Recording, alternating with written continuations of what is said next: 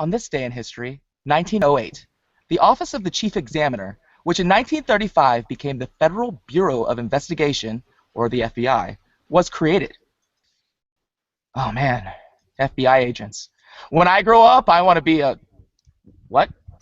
I am? Really?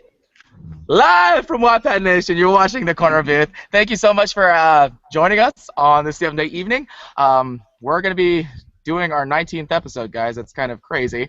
We're going to continue talking about plotting, and we have a brilliant panel to bring that to you. We have Mr. Thomas Bonnick, Miss Lindsay Lippincott, Miss Catherine Arlane, and then, of course, the evil overlord herself, Brittany Charmantine. It's going to be a really great episode. It's called Control Freaks. Thank you, everybody who's participating in the live chat. We have several people on the panel that are playing on it with you. If at any time you have a question, we do encourage you to ask them. We are reading the chat. If you'd like to direct it at a panelist, you're more than welcome to do that. If you just kind of like a general response, we do that as well. And you can also tweet at us anytime using our hashtag TCBWatt on Twitter. We have a thread on Wattpad.com that's available for you as well. A lot of our panelists play on that, as well as a lot of Wattpadders all across the globe. Or across the globe, around the globe. I'm sorry, everybody. It's been a really long day. So to get this thing kicked off, we are doing what we call the high five. It's just a little silly greeting that we do at the beginning of every single broadcast. And this week, we were talking about this at the very beginning. The panel was a little challenged, I guess you could say. So essentially, at the beginning of the week, I sent him something that goes a little like this. I'd like you to pick 3 of your favorite songs. Now here's this I knew where it would get tricky. Use lyrics from those songs to describe yourself. You can have them in any order and mix and match. So I'm going to start with Mr. Thomas Bonnick. What do you got for us this week, sir?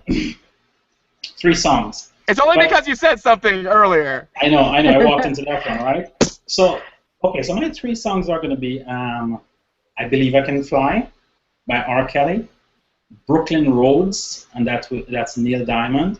And the third one is Because of You by Kelly Clarkson. I Believe I Can Fly. I'm going to twist my answer a little bit here because it was very difficult to answer what the answer was, right? So the reason why this song is special to me is because when my first daughter, I have 2 daughters, I was going to private school Montessori, they used this song, this is I Believe I Can Fly, as a inspirational song to the class. And I watch these kids, they listen to these songs. She would come home singing this song, and I watch her believing in this song that she could fly. And many years later, I watch her going to university, and you know what? She believed. I can see her soar. So that song was very inspirational, and I see where it was. Brooklyn. No, I'm gonna jump over to since I just discussed my first daughter, I go to the second one, which is Kelly Clarkson, Because of You. Okay, so my second daughter, she does, short story, she does figure skating and she does synchronized skating, right? So just before summer break, she said, can I do singing? She asked me in bed one night, can I do singing? So I said, okay, fine. You're going to have to choose between figure skating, synchronized swinging, skating, which one you want to drop. She dropped synchronized skating for singing. She did the class for like 3 times, and then they assigned her to sing at a concert, and she did so very well that no one could believe that after 3 sessions she was able to do so well. And the song she did was Because of You by Kelly Clarkson. And by the way, just recently she came back to me and said, can I go back into synchronized skating? So she's not carrying 3 of those, and I'm broke. The third one is Neil Diamond, Brooklyn Roads. Brooklyn Roads, Neil Diamond talks about growing up in New York City, living with his mom and dad, running into his dad's army, had a brother. Now, I'm not from New York City, I'm from Jamaica, and the setting is totally different from me. But what appeals to me with this song is the fact that he talks about going back home and how going back home can be different. The faces you see are not the same as you left them. And how the absence of mom and dad many years later and the impact it has on you. And I can totally relate to that because I'm an immigrant. I came from Jamaica, I came to Canada. And oftentimes I think about the people I left behind. My mom that's not here anymore, my dad that's not here anymore. And what it was like growing up in that home with my mom and the warm atmosphere she created for us. And that comes across very well in that song done by Neil Diamond, Brooklyn Road, or Brooklyn Roads. those are my three. Well, thank you, Thomas. I did not realize that we were going to get a complete expansion of the background. That was awesome. Like, I love it. I was just like, wow, he's really knowledgeable about these songs. Yeah. Yeah. Well, like I said, I hope you're open to me twisting it around, because it was very, very difficult to nail exactly. You know what? Anytime that I ask Thomas to do anything, he makes it so that it's like, wait, what? So, Miss Brittany Sharmatine, what do you got for us? Okay. Well, first of all, I am one of the California girls, and we're undeniable, fine, fresh, fierce, and we got it on lock. As a writer, especially this last weekend, I'm a survivor. I'm not going to give up. I'm not going to stop. I'm going to work harder. And I say to you all, no one else can speak the words on your lips. And those are Katy Perry, California Girls, Beyonce's Survivor, and Natasha Bedingfield, Unwritten. Boom. I love it. That's awesome. And now Miss Brittany Sharmatine is actually going to sing those lyrics. Yes. Yes, because we despise all of you out there. So I'm going to sing now. I just want to know what it sounds like. That's all. Man, no. Our very, very special guest panelist, she goes by Catherine Arlene on Wattpad. Catherine, what do you have for us this week? Well, I'm old, so my songs, my choices have been around for a while. The first one is A Change Is Gonna Come by Sam Cooke, which came out the year I was born, 1964. And I like the message of the song. Change will come, and even though it may not be easy, we're going to get through it. And I also love the line, there have been times that I thought I couldn't last for long, but now I think I'm able to carry on, and I really like that one a lot. The other song is from the 80s, Head Over Heels by Tears for Fears. And the whole song is just a beautiful love story, and I'm a huge romantic, so that song just describes me to a T. And it's probably why I write love stories. And then the last song is from the late 70s, I believe. Sheena is a Punk Rocker. And I chose that because everyone always assumes I'm a lot more buttoned up than I really am. When I was a teen, I did love punk music, even though I didn't go to the discotheque go-go. And I also, today I listen almost exclusively to electronic dance music, dubstep, house, club music. I love it all. So those are my three choices. And now Catherine Arlene is going to show you a twerking move. And it's going to be amazing. But I can do the bump. I can hand job like nobody's business. Miss Lindsay Lippincott, what do you have for us? All right. So the first song is from a group that I recently started listening to. My roommate convinced me to go to a concert for a group that she liked that was on campus. And the group that I'm choosing is from their opening band that they had. And that band is New Lore, and it's their song Shadow of a Man. And the line that I was looking at was, you're just a shadow of a man undone, another life that has just begun. So kind of like being in college is like finding out who you are and who you want to be. So like once you start on that path, it's almost like starting a new life. And so like on that path, I discovered that I liked writing and broadcasting, and now what I do in my daily life is geared towards both of those things. The second thing that I decided was Fun House by Pink. So I just love everything about the song and the music video. And so the lyrics that I chose were actually just the countdown to it. And it's kind of like the countdown is sort of like what I do when I'm about like to sit down and start doing something. So like recently editing has been my thing. And so it's like at the start of the day, you know, give yourself that little countdown preparation and then just like dive into it. And then the last one that I chose is also Unwritten, and it's the opening lines. I am unwritten, can't read my mind, I'm undefined, I'm just beginning, the pen's in my hand, and ending unplanned. And I think that this line sort of speaks for itself. And while I know what I like and what I want to do, everything is still unwritten. There's no certainty on where the things are going to go, and I know where I want to be, but there's going to be twists, and most certainly that are ahead, and the ending is definitely unplanned. I love it. Thank you so much, Lindsay. That's great. I do want to offer up a chance for you to win a Wattpad mug. We're about to do a drawing, and before we do the drawing, I want to tell you how you can win one yourself. Essentially, what you're going to do is you're going to do exactly what we've done here on the High Five. You're going to tell us 3 of your favorite songs, feed us some lyrics, why you like them. You can expand it out like Thomas did, or you can just, boom, this is what it is. But whatever you like, we're actively curious about it. You can leave it on our live chat, or you can tell us about it in Twitter if you can do it in 140 characters, and we'll be checking out for those. But last week, I offered up a challenge to do our version of Pass the Salt, which is, just something silly or something wise, something profound at times that has to do with the writing process in some way, shape, or form. We get really, really creative with these, and so it's 140 characters, go. And so we're going to do that with my trusty app called Names from a Hat, and so everybody who participated in that, thank you so much. We're about to do this right now. Shake device to draw a name. Millie Eckert, if you would please send me your all your info, and let's see if I can find it real quick. I had them all listed. Okay, so this is what she sent.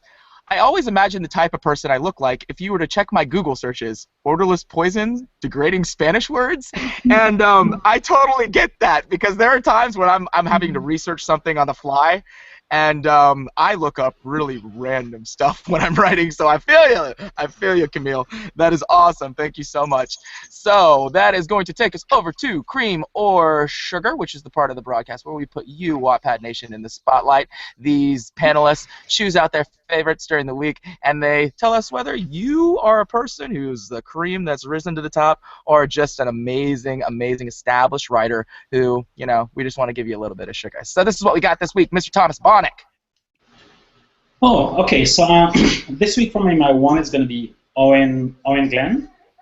I met Owen about a year ago or so when I just started on Wattpad here, and I found Owen to be very encouraging, very supportive, and I want to highlight this quickly before I get into this and don't remember. He is coming out with a book soon. It's going to be published, up for sale, and I want you guys to support Owen on that. But before I go further, I just want to say that Owen is a poet, and he has this book out called Wind Sweat. This book has 114 parts. It has over 2.3 million reads. Owen was once an ambassador for Wattpad. I don't think you're an ambassador always. I think you did for a period of time, and then you're not no more. I don't know what the period is. But I'm going to treat Owen like a president. He once was an ambassador, so I'm going to still call him an ambassador. So you should go and check out Owen's work. He's excellent. He's an amazing poet. So you should go and check out all of his work. Thank you. Thank you, Thomas. Miss Brittany Sharmanton, who do we have? Okay, I've got some sugar today for an author named Diane Greenlay. And the book that I'm talking about, it's actually, I think, a trilogy, but the first book is called Quint Spinner, A Pirate's Quest. It's approaching 1 million reads. I think it has about almost 900,000 reads. It's a tale of pirates and treasure, love and betrayal, all bound together by a dash of ancient magic. It looks like a Pirates of the Caribbean meets Lord of the Rings. She took a lot of time researching all the historical details for the novel, which is set in the early 1700s. So if you like pirates, romance, treasure, hot sailors, betrayal, or stolen magical jewelry, Quint Spinner is not to be missed. Man, I know there's one writer. I think her name's Rita Kovac. She would really love that one. I think she hope you're would. reading it, Rita. Yeah. Miss Catherine, what do we got? Well, my sugar shout out is for Amalia Scott, who goes by Amalia11 on Wattpad. She's a fellow ambassador and author, And I worked with her on the Teen Fiction Community Profile, which is an ambassador-run profile. And it was her idea to start it, a profile that highlights the really great teen fiction on Wattpad, because sometimes it gets a bad rep. And she is incredibly organized and a very hard worker, and I know that the profile wouldn't be doing nearly as well as it has been. We have over 800 followers now, which is fantastic. And she's also a very good writer. I started reading her story, which is called Rewrite, and it grabbed me immediately. It was a great beginning to it. It's a dystopian teen novel about a girl who is a rewrite, a person who has the ability to time travel and change the future. And here's the blurb. Athena Roberts is a rewrite just trying to survive, but one day she does what no rewrite has ever done before. She goes to the future and watches as her sister is murdered. Now back in the present, Athena is in a race to find out who killed her sister while trying to evade the hunters, who now include her best friend, stepfather, and boyfriend.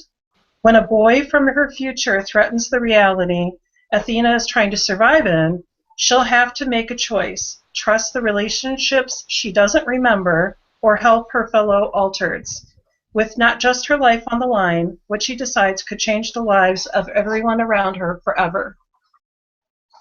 It just sounds so good. It does sound good. If you weren't sold on that, like, seriously, come on, people. Catherine, if I ever get published, you're going to write my forward, like, seriously. Miss Lindsay Lippincott. Okay, so the person that I have, I cannot give you her Wattpad moniker because I don't know it, because I found her on our Facebook like page last night. Her name was, at least on Facebook, it was Jody Lynn, and she commented on the page saying that she found our show, that she had just found our show, and that she was going back to watch the previous episodes, which I thought was totally awesome, considering there are now going to be 19 hours worth. She said that she's been on Wattpad for 2 years, but she hasn't written anything yet. But I think that she was talking about, or saying that she was thinking about it.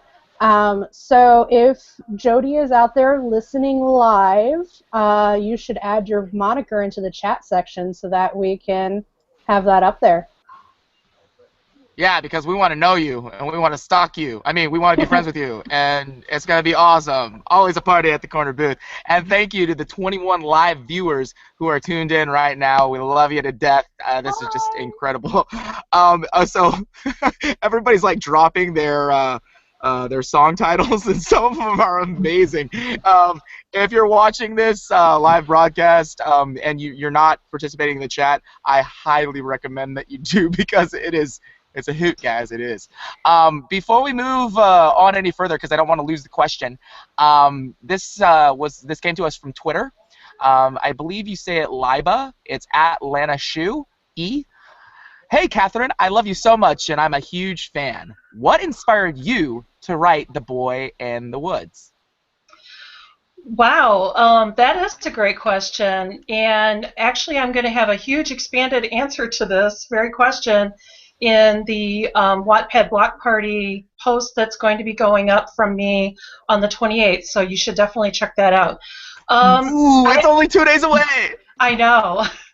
Actually, I had heard somewhere, because I didn't know what I was going to write after I finished my last story, and I had heard somewhere that if you didn't know what to write, to take your favorite story, change everything about it, and write that story, and when you're done, you will maybe have created something completely original, but at least that would get the ball rolling, and you would be writing. And so that's exactly what I did. I took one of my favorite childhood stories, changed everything about it, added more to it, and that's how I came up with The Boy in the Woods. Oh, very nice. I love it. I love it. And right now, Camille, she said a tweet said, Nat, if you could see me jumping up and down right now, you'd laugh your ass off. Yippee, a mug, so happy. So Camille, it's so Camille. We love you. We love you. And it looks like Jody has just hopped on the live chat. So a big Oh, great. welcome from the corner booth, Jody. You're going to find a lot of really, really amazing people there.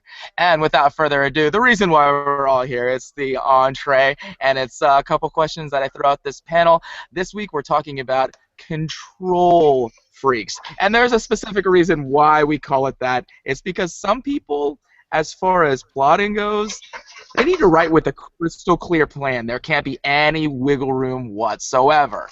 And honestly, a lot of our panelists, they've been what are called pantsers, or if you're new to the vernacular, writing by the seat of your pants. Is there really a wrong way? Is there a right way? And that's what we're going to discuss tonight. So, question number 1. I am going to shoot this over. Let's change up the order a little bit. I'm going to actually start with Miss Brittany Charmantine. Number 1. Plotters tend to get stressed out. Pantsers tend to muddle the message. What are your shortcomings when it comes to outlining? What about improvising? Okay, well, I have to say, first of all, it's a real coincidence that this was the topic because I have just been struggling with this for about a week now. I'm not sleeping well, I have stomach aches, and I find myself experimenting in the art of cocktail preparation. So it's very timely.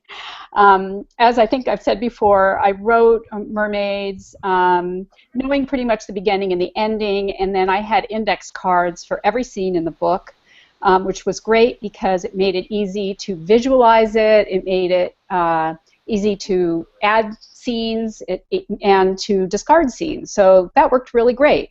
So then I wrote the story, and it's a very fun story, but what I have now is basically a sort of a logical sequence of events that happen, but it doesn't really fit into the 3-act structure. I don't really devote much of the time to Waverly's inner flaw and how that drives the story. All these like little rule-y things out there that if I had outlined it maybe a little closer, maybe I wouldn't be relying on cocktails so much right now. Because now I'm trying to force it into a structure, and it's saying, sorry, that isn't happening. So I have these two warring sides. Like, I can see both sides of this issue really well because I'm an accountant by training, and so I love rules and following them. But I have the artistic side too, who just says, let's play, and forget all those stupid rules. So I think that side is dressed up in red with a pitchfork and a yeah, tail. exactly. So I think my biggest shortcoming with regards to outlining is that I just haven't really settled on what really works for me yet. I go all around the internet and I try all different kinds of outlining. I've read lots of books on it, but what I tend to do at this stage of the game when I'm writing a novel is I overdo and overwrite, and then it ends up sort of losing the magic of the story. So I am aware of my shortcoming, which I think is a good thing, but I have a problem sticking to a specific outline. But on the other hand, improvising in a novel does not work for me because my goal is to become a professional writer. And if you're a professional writer, you have to be efficient in what you're doing. And so I just don't have the time to write an extra 100,000 words and chuck them anymore. I have done that before, but I don't want to do that. I want to be a professional. So unless you're the type of person that can just pour out a fully formed novel without any outlining, then I think you should probably at least have some in your toolkit. Absolutely. Very, very, very good point. Thank you, Brittany. Miss Sure. Lindsay Lippincott. I agree with what a lot of what Britt said. I've actually written a book with absolutely no planning whatsoever. I just had the main characters' names and then I went with it. And while it was an entertaining story, I guess I'm not really totally proud of it because I mean I can do better. But my shortcomings when it comes to outlining would probably actually be the outlining part. So I don't create a real outline before I begin because I guess I don't know how to do it. Or maybe that it's just I haven't found the right way that works for me. I get the general sense of what I want to do, like my main event, but a lot of the rest is improvised as I go. I may sit down and as I'm writing, I get to a spot where I think, okay, this is what can happen a little bit further down the line, and then I write that down, and I have that in my head to figure out how to get to that point. Um, but so that's sort of what I do. And yeah, so I guess my things, the most of my stuff isn't. It's planned, but it's not planned so far in advance. It's kind of just little by little as I go. And that's okay. I mean, like I said, is there really a right way? Is there a wrong way? I don't think so, Whatever honestly. works for you. Exactly. And what works for you may not work for somebody else. I think we've said that plenty of times. Mr. Thomas Bonnick.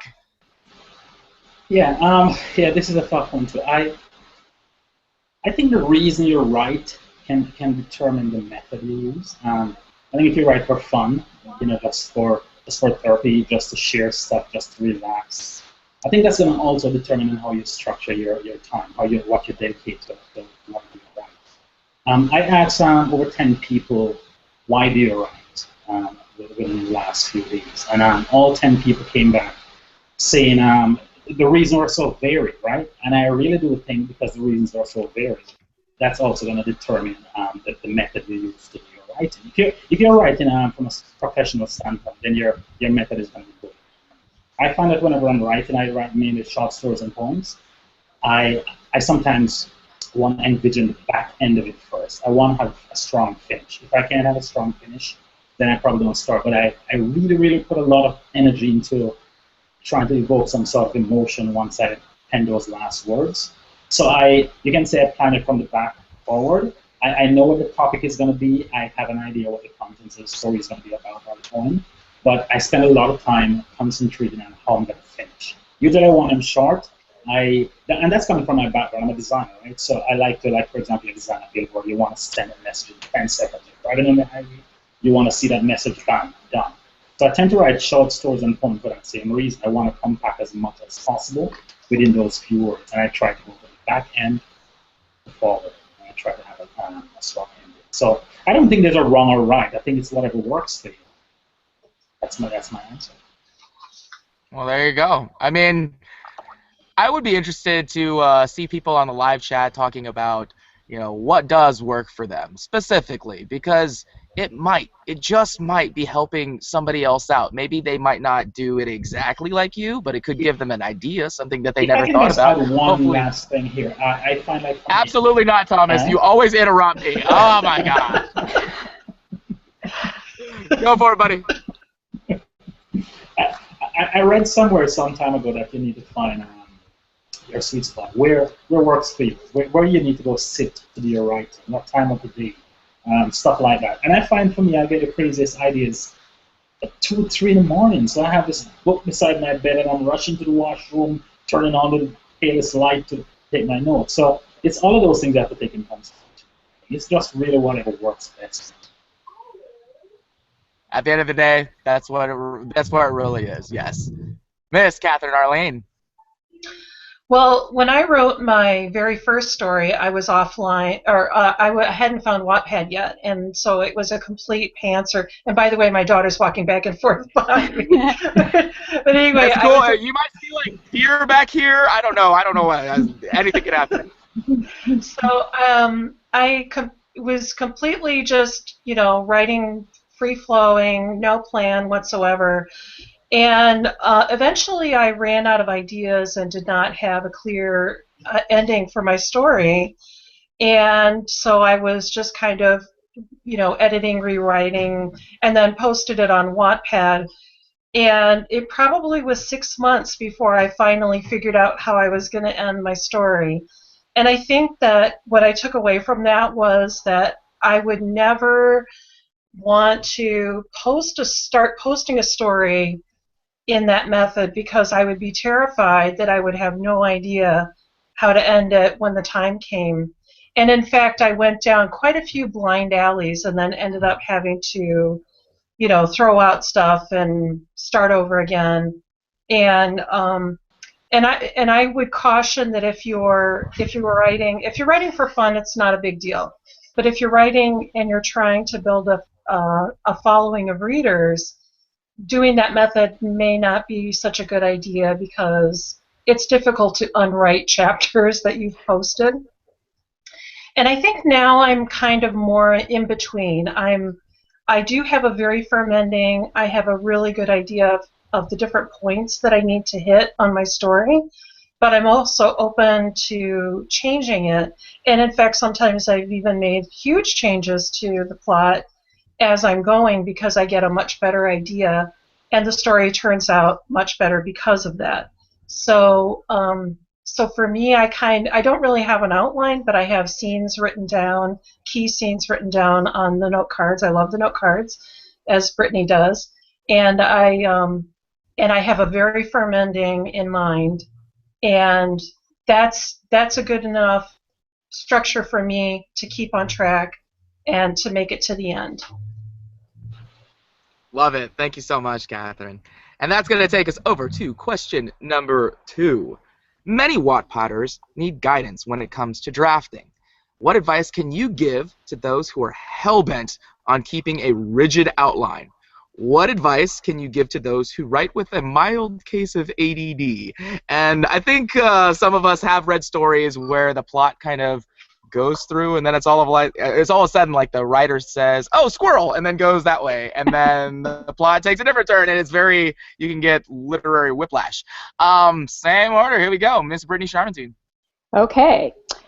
So I think that if you're the kind of person who's hell-bent on keeping a rigid outline, then you should at least have a place where you can jot down your notes for ideas that come to you as you write.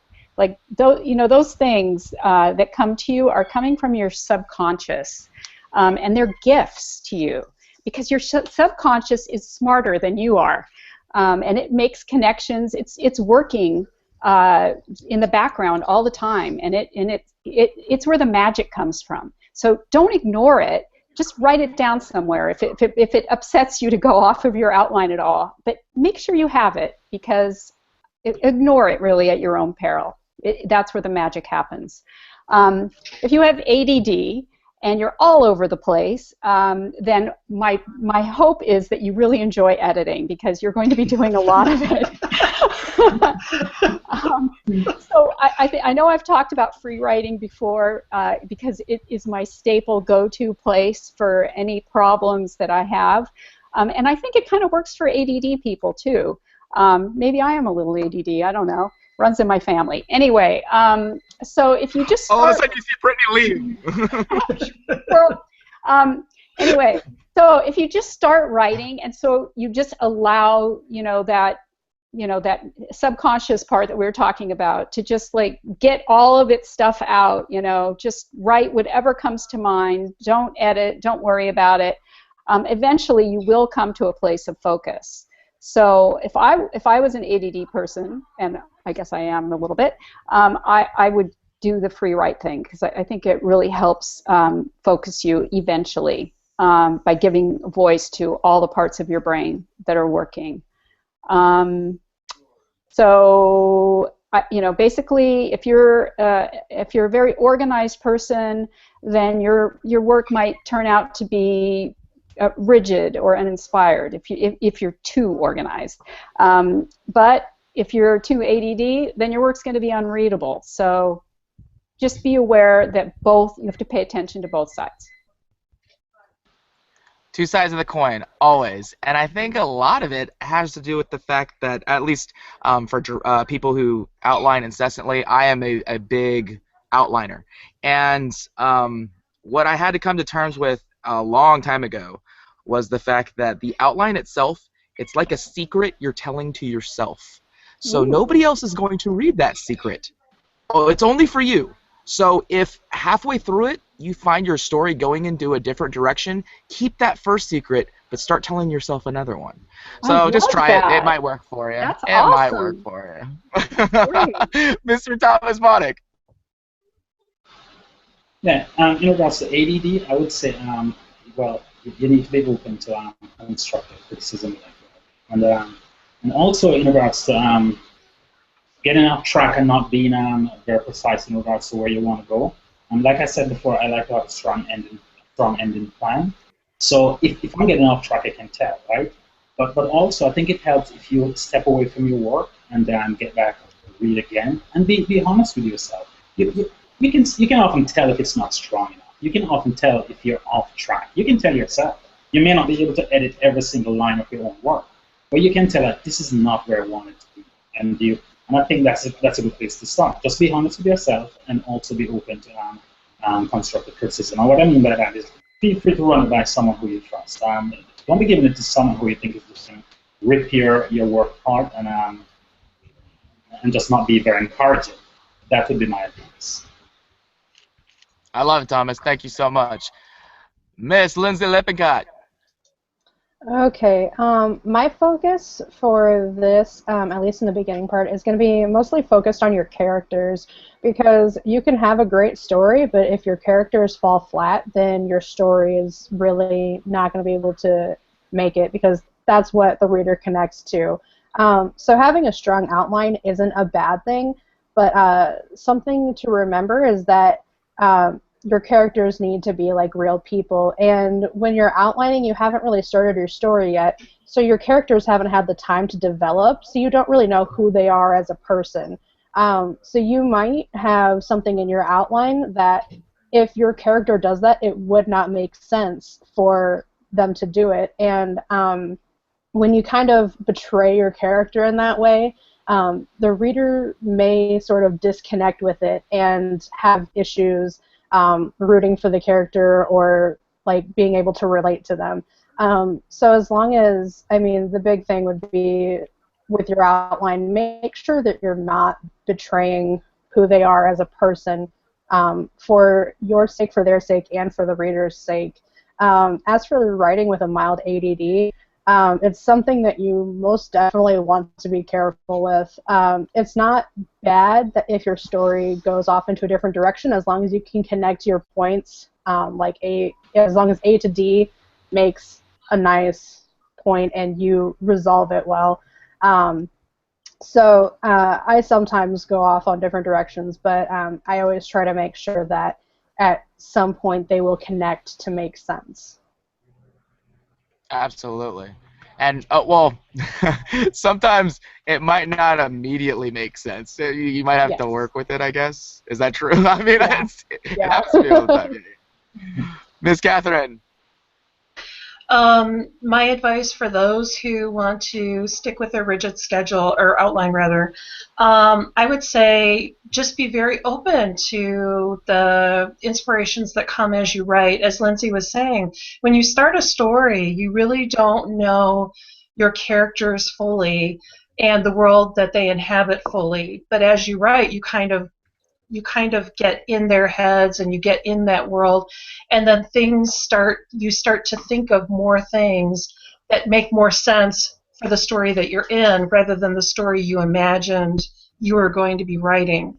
And so be open to that. And then for those who have the ADD, I guess I would say don't write fluff.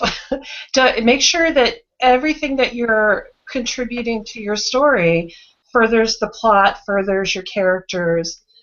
Don't just, write words to increase your word count. Absolutely. And not every day is NaNoWriMo, people. It's sometimes I know that it's kind of like, oh man, I have to write like 2,000 words today, and I mean I missed yesterday, and if I'm being honest, all of last week, so I have a lot of writing to do. And they kind of paint themselves into a corner because then they wind up throwing out like 15 chapters at the very end. It's just, oh wow, that was kind of a waste of time. We've said it so many times on the broadcast before, and it's writing from the heart. And amazing things can happen when you do that.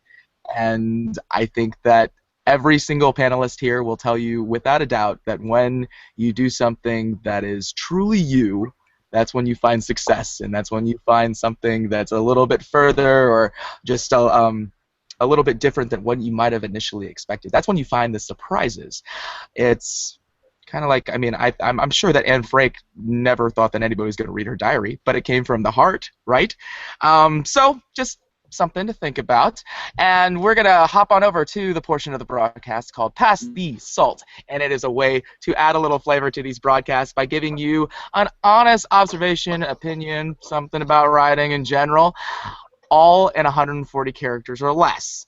And we are going to start with Miss Lindsay Lippincott. Okay, so my salt comes right out of answer number 2. And it's don't betray your characters for the sake of order. And I say that because writing in general, in its essence, is not orderly. There's nothing orderly about it. So just let your characters be who they are. Very nice. I love it. Mr. Thomas Bonnick. Okay, this is just a short quote by Stephen King. The scariest moment is always just before you start. That's, well, you know, Stephen King, he sold a few books, you know, I mean. So you're going to have to run with that, right? Miss Catherine. Mine is, even if no one is reading, don't stop writing. It will make you a better writer, and the readers will follow. That's right. Boom! That's why we had Catherine Arlene here today. Miss Brittany Sharmanton. Okay, mine is plotting. It's not just for undertakers and evil overlords.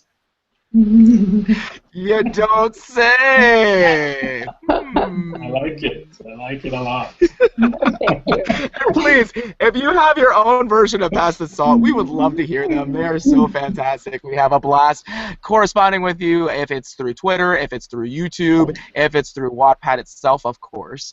And we love interacting with you, so please, please, please keep doing it. And now we are, you know, about 15 minutes to the end, guys. 19 down. We're going to episode 20 next week, and that's going to be what we call Check Please. Not the episode, but this portion of the broadcast. Like I said, it's been a long, long day. We are going to have back Mr. Gavin Wilson at the Orangutan, who's visiting Toronto next week, and we're going to be really, really excited to have him. He was a blast the first time that we had him, and I'm sure he's going to even raise the bar more. He's fantastic. So we look forward to seeing you on episode 20, entitled The Never Ending Story, and it is the first episode of our Waddy Award series. So we really, really can't wait.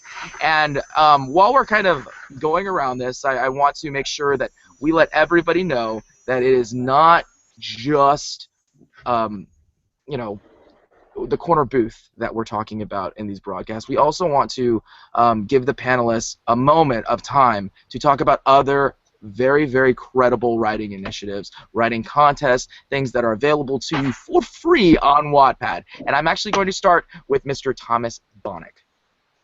Okay, so I came up with this idea in recent weeks to start this project called 5QI, and that means 5-question interview. And I invited a few people just to share a bit about themselves, and I also asked them to shout out 5 of their followers, 5 of their supporters. And this is just a way so you can get to know these writers a bit better, and they can get a chance to reach out to you a bit more than they would usually have the chance to. So I would just encourage you to go to hashtag 5QI, read about these writers, follow them, and just show them some love. And it's hashtag 5QI. Thank you, Thomas. And we also got one from Miss Brittany Sharmanteen. Okay, so I have, well, Josie DeMuth and I have declared August to be International Wattpad Mermaid Month. And so starting on August 1st, we're hosting a contest called the Under the Sea Writing Contest, in which you submit a story where the protagonist, love interest, or antagonist, or all three or two, are mer people of some kind. And we have some great prizes and some great judges, including Jessica Fry, Siwanika, and our own Rita Kovac, and our celebrity judge, Rebecca Sky. So look for more information about that coming on my profile and Josie DeMuth's as well. And I hope you all enter because it's going to be really cool. And Amy is going to do one. So I am so excited about it. Very nice, very nice. And just out of curiosity, Miss Brittany Charmatoon, who is Amy? The panelist, Amy. Just wanted to, I want to make sure that we were on the same page. I knew that's probably who it was. Yes. She's fantastic. That's really awesome. I We love you. I love her. I just so love her. Yes, yes. And Miss Lindsay Lippincott is going to be doing this thing. It's the Corner Booth Contest. She's going to tell you a little bit about it right now. All right, so we had the first Corner Booth Contest after episode 10, and as I said last time, we're aiming to do it after about every 10th episode. So there's going to be 2 a season, and after episode 20 airs next weekend, the nominations are going to open. So you will nominate a writer on Wattpad in their story. You are entered by having someone else enter you. And our 4 judges are going to be Thomas Bonnick, Nat, and we have Michelle and Ashlyn who are going to do that. And then our guest judge who will determine the grand prize winner is going to be Kelly Ann Blount, who we've seen on the panel a couple times already. Yes, and if you have not experienced the amazingness that is the Wattpad Block Party, it's its own hashtag. It's available to you on Wattpad.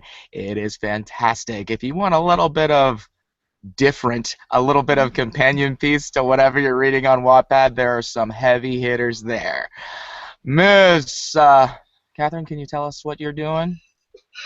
Well, I wanted to encourage everyone who enjoys reading teen fiction to visit the Teen Fiction Community profile.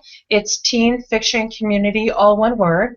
And as I said, this is an ambassador-run profile that is wanting to highlight the really good teen fiction stories that are on Wattpad. We have 13 reading lists with over 130 stories compiled. These are all stories that we pre-screened to make sure that they're good reading. Some of them are from brand new authors, and I know for some people it's really important to them to read stories with of the brand new authors that are just starting out because they want to give them support. And we're also running a contest through this summer.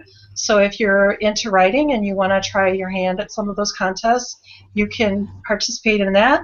And we also have just general writing help. We have, for instance, a weekly tip of the week where we solicit questions that authors are having issues with and then submit an answer and also get answers from others in the community. So you get a variety of tips and advice from that. Also some general information on writing different genres, because all the different genres are represented where the protagonists are teens in our reading list. But anyway, I hope everyone will check it out. Yes, yes, please do. And right now I have collected a few questions that I am dying to hear the answers to. So this one comes from Mr. Ricky Pine. We love Ricky Pine. What happens when you have a firm ending in mind, but your story runs on and never seems to get there? Great question. I'm going to throw this out to a couple panelists. We got a few questions, so I'm just going to rotate this out. Miss Brittany Charmatoon, what do you think about this? I actually faced this in my book. I had actually opened a lot of different threads, and when I went to write the climax of the book, I had, I think, 27 note cards for that one scene of things that I had to remember to tie in. Wow. And it was super duper hard, and I just, you know, I finally just had to say, I can't do it all. Like, this is a first draft, and I can't do it all. I've got to finish. I got to wrap up this story.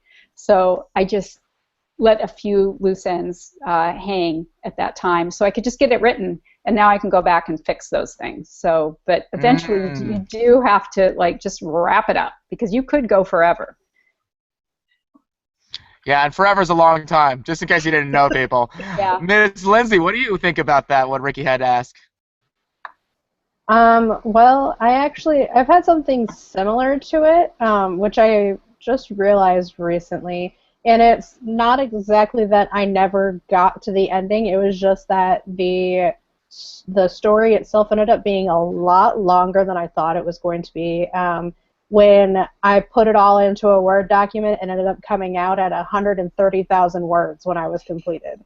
So, yeah, so now I'm kind of paying for that, and I'm going in and I'm trying to find out what maybe wasn't exactly necessary for it, and I'm cutting it down to be a more YA length story. So that's kind of my experience with that. That's okay, that's okay. At least you got it over, you know? You got over it. That's a good thing.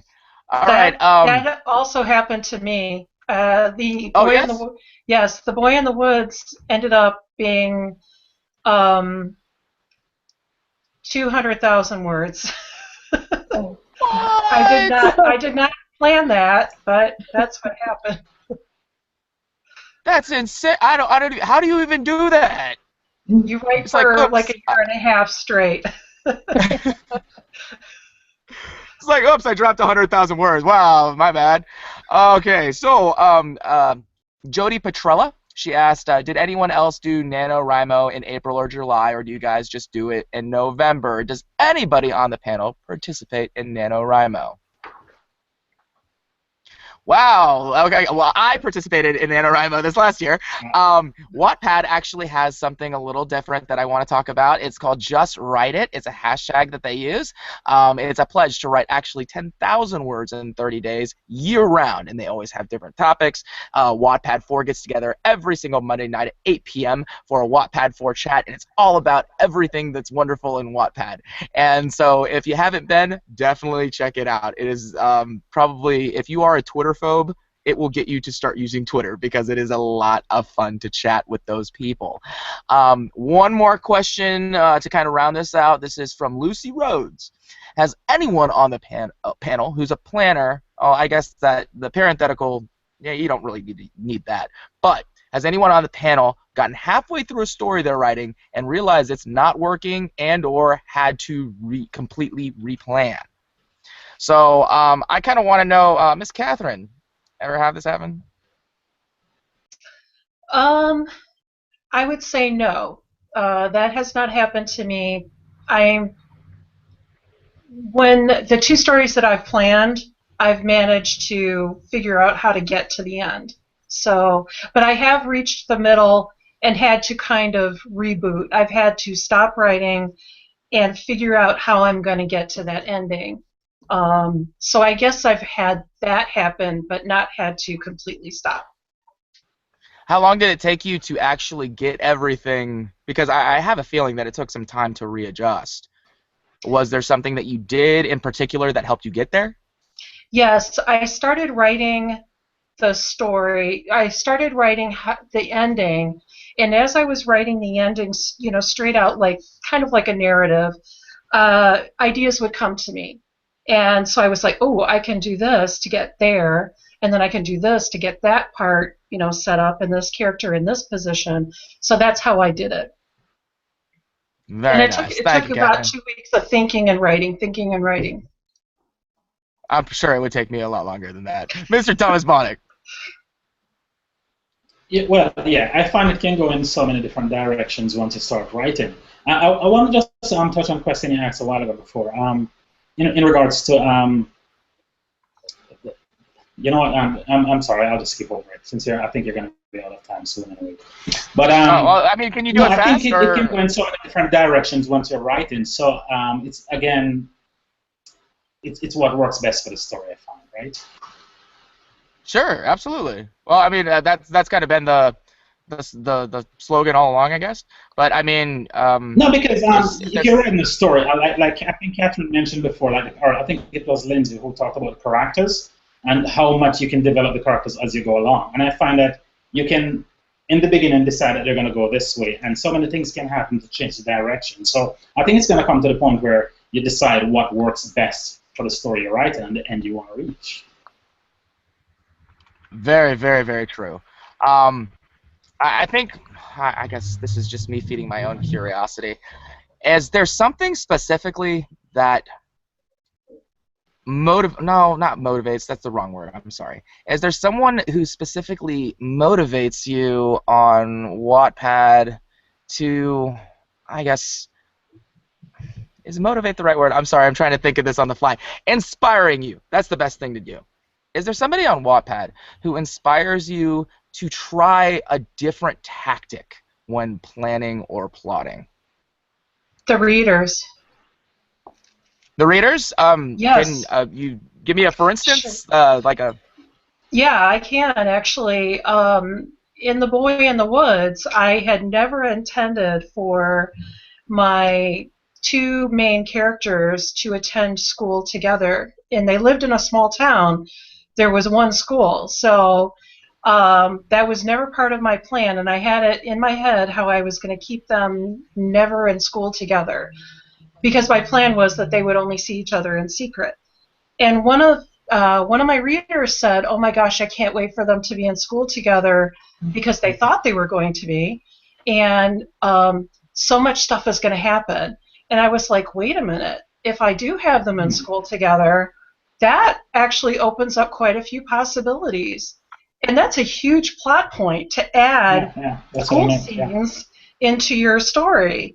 And so I did, and I got so much out of that that I could enrich the story.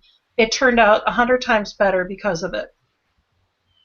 That's awesome. That is so great. So go out there, Wattpad Nation, and change the world. Miss Brittany, have you ever kind of come into that same kind of line?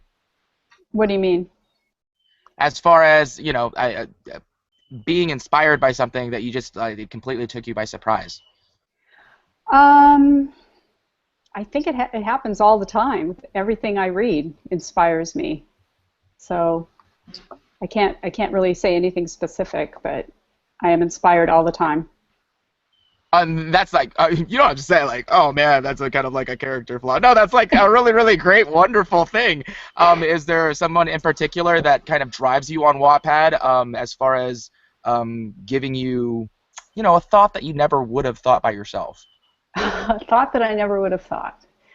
Well, yeah, I mean, I'm going to have to give the same answer as Lindsay. I mean, my readers inspire me, and I try to please them at every turn, because in the end, that's really what it's all about.